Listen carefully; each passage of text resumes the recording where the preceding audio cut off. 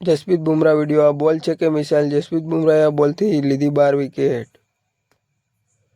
India versus West Indies. Jasprit બુમરાહે અમદાવાદ ટેસ્ટની પહેલી ઇનિંગમાં 3 વિકેટ લીધી હતી. તેની શાનદાર બોલિંગથી વેસ્ટ ઇન્ડિઝ માત્ર 44.1 ઓવરમાં 162 રનમાં ઓલ આઉટ થઈ ગયું.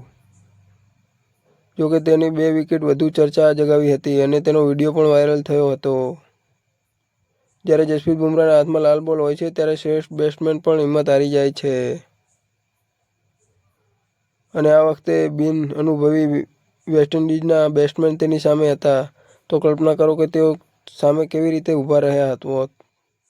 જસપ્રીત બુમરાહે વેસ્ટ ઇન્ડિઝ સામેની પ્રથમ ઇનિંગમાં માત્ર 42 રન આપીને 3 વિકેટ લીધી હતી.